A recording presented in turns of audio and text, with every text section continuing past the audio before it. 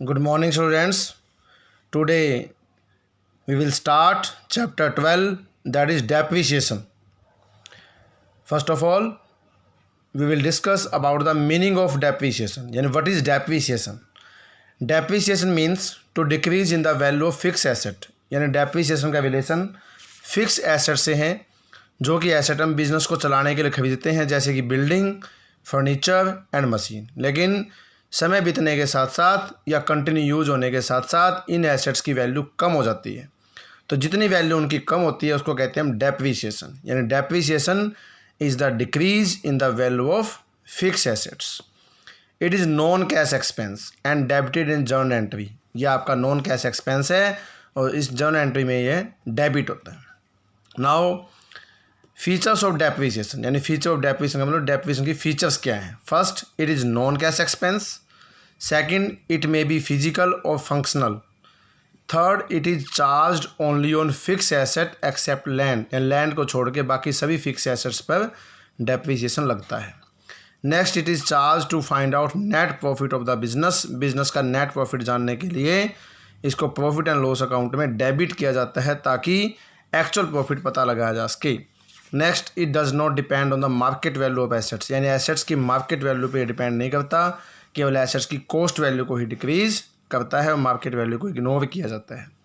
Next, it is legal provision under company act 2013। यह company act 2013 के अनुसार legal provision, यानी कंपनी एक्ट 2013 के अनुसार यह कंपलसरी है कि डेप्रीसिएशन चार्ज किया जाना चाहिए। नेक्स्ट है नीड्स फॉर चार्जिंग डेप्रीसिएशन, यानी डेप्रीसिएशन चार्ज करने की क्यों ज़रूरत है, यानी डेप्रीसिएशन क्यों चार्ज किया जाता है। फर्स्ट है correct calculation of profit, profit सही कैलकुलेट करने के लिए। Second, true and fair view in the balance sheet, क्योंकि एसेट्स पर डेप्रीसिएशन लगता है और बैलेंस शीट में एसेट्स की सही वैल्यू लिखने के लिए, पता लगाने के लिए उस पर डेप्रीसिएशन चार्ज किया जाना ज़रूरी है। नेक्स्ट है accurate cost of assets, assets पर डेप्रीसिएशन लगता है इसलिए एसेट्स की वैल्यू कम हो जाती है, उसकी एक्यूरेट कॉस्ट का पता लगाने के लिए इस पर डेप्रीसिएशन चार्ज किया जाता है। Fourth, saving in income tax, income tax आपका प्रॉफिट पर कैलकुलेट किया जाता है और प्रॉफिट जो है डेप्रीसिएशन को चार्ज करने से प्रॉफिट आपका कम हो जाता है, जिससे इनकम टैक्स कम चार्ज होता है, इसलिए इनकम टैक्स आपका बचता है।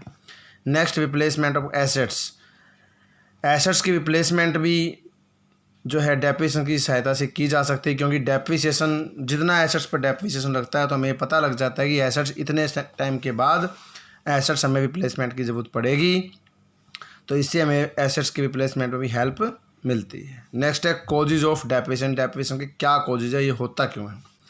फर्स्ट है कॉन्टिन्यू यूज़, यानी कोई भी एसेट हम लगातार यूज़ करते हैं तो उसकी कैपेसिटी डाउन हो जाती है, जिसकी वजह से उसकी वैल्यू डाउन हो जाती है और उसी जितनी वैल्यू डाउन होती है उसी को हम डेप्रीसिएशन कहते हैं।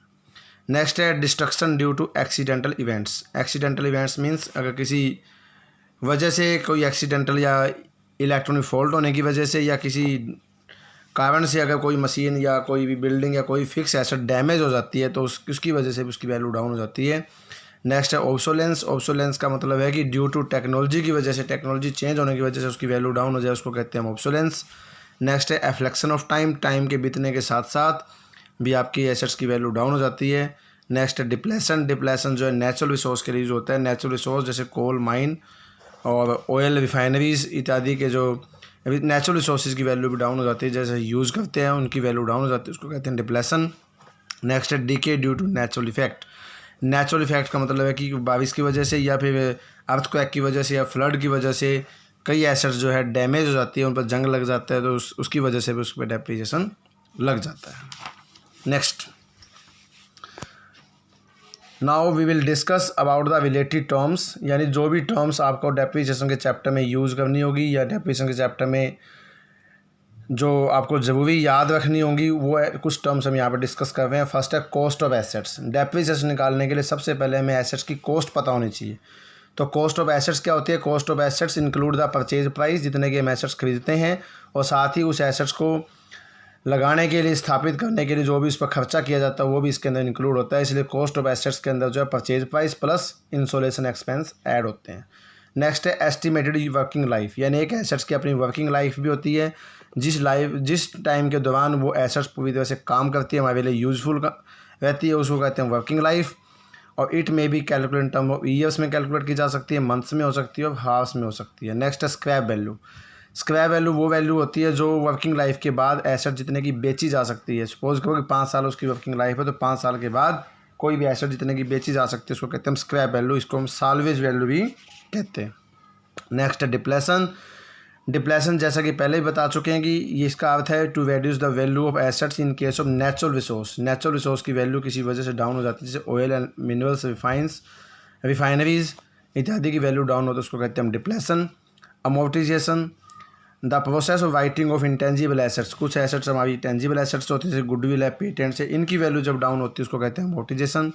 नेक्स्ट है ऑब्सोलेंस। ऑब्सोलेंस जो जब एसेट्स हमारी वैल्यू डाउन हो जाती है ना, आउट ऑफ डेट हो जाती है due to change in technology की वजह से वैल्यू डाउन होती है, उसको कहते हैं obsolescence. Next, methods of charging depreciation. Now we will discuss the method, यानी कौन कौन से ऐसे मेथड है जो डेप्रिसिएशन चार्ज करने के लिए काम में लाए जाते हैं। फर्स्ट है there are the various method of charging depreciation but in CBSE syllabus only 2 methods. वैसे बहुत सारे मेथड है लेकिन आपके सिलेबस में केवल 2 ही मेथड डेप्रिसिएशन चार्ज करने के हैं। फर्स्ट है स्ट्रेट लाइन मेथड और सेकंड है रिटर्न डाउन वैल्यू मेथड। तो फर्स्ट है आपका straight line method. Straight line method क्या है? इन दिस मेथड है fix amount of depreciation is charge every year. यानी इस मेथड में हर साल एक फिक्स अमाउंट जो है डेप्रिसिएशन की चार्ज की जाती है और हर साल इक्वल अमाउंट ही चार्ज की जाती है, इसलिए इसको फिक्स्ड इंस्टॉलमेंट मेथड भी कहते हैं और ओरिजिनल कॉस्ट मेथड भी कहते हैं। इसको स्ट्रेट लाइन मेथड इसलिए कहते हैं क्योंकि इक्वल अमाउंट डेप्रिसिएशन की चार्ज करने की वजह से जब इसको ग्राफिकल प्लॉट किया जाता है तो एक स्ट्रेट लाइन जनरेट होती है, इसलिए इसको स्ट्रेट लाइन मेथड भी कहा जाता है। इसकी कुछ मेरिट्स हैं। फर्स्ट है सिंपल मेथड है, सेकंड है easy calculation of depreciation, third है stable for fixed life asset, यानी ऐसी एसेट जिनकी लाइफ फिक्स है उनके लिए ये स्टेबल है। नेक्स्ट है डीमेरिट्स, कुछ इसकी डीमेरिट्स भी हैं। फर्स्ट है not valid by income tax department. Income tax department के द्वारा ये वैलिड नहीं है। क्यों? क्योंकि इसमें अनरियलिस्टिक अजम्पशन है, क्योंकि हर साल एसेट्स की वैल्यू पर डेप्रिसिएशन इक्वल लगता है।